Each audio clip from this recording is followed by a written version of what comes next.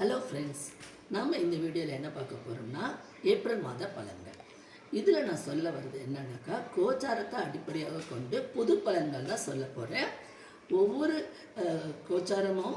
கோச்சாரத்தில் ஒவ்வொரு கிரகமும் எங்கே இருக்குன்னு ஒவ்வொரு ராசிக்கும் பேஸ் பண்ணி பலன் சொல்லுவேன். உங்களுக்கு ஃபுல்லாக பார்த்துக்கணும், உங்களுக்கு இந்த மாதம் எப்படி இருக்குன்னு தெரிஞ்சுக்கணும்னா உங்கள் ஜாதகத்தையும் அதில் கிரகங்கள் எங்கே இருக்குன்னு பார்க்கணும். ப்ளஸ் அதை விட்டுட்டு அது கூட தசாபுத்தியும் நம்ம சேர்த்து பார்த்தா தான் முழு பலன் கிடைக்கும். ஓகே ஃப்ரெண்ட்ஸ், இன்றைய எபிசோடில் நான் ஒவ்வொரு ராசிக்கும் எப்படி கோச்சார பலன்கள் உள்ளதுன்னு ஒரு ஸ்மால் இன்ட்ரடக்ஷன் கொடுக்க போகிறேன். ஓகே ஃப்ரெண்ட்ஸ், முதல்ல பேச வருவது மேஷராசி. மேஷராசிக்கு கோச்சாரத்தின் அடிப்படையில் எப்படி இருக்குன்னா, இந்த மாதம் சுக்கிரன் உங்கள் ராசியிலேயே இருக்கிறாரு. இது வரைக்கும் 11ல் இருந்த செவ்வாய் 12ஆம் இடத்துக்கு 3ஆம் தேதி வராரு. அங்கே ஆல்ரெடி சூரியன் 12ல் இருக்காரு, சனியும் இருக்காரு.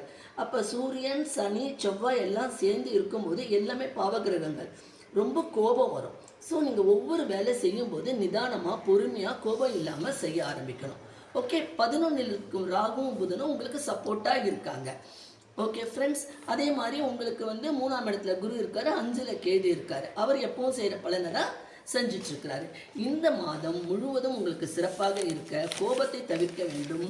உங்கள் வேலையை பொறுமையாக நிதானத்துடன் செய்ய வேண்டும். இந்த மாதம் உங்களுக்கு சந்திராஷ்டம நாட்கள் 6, 7.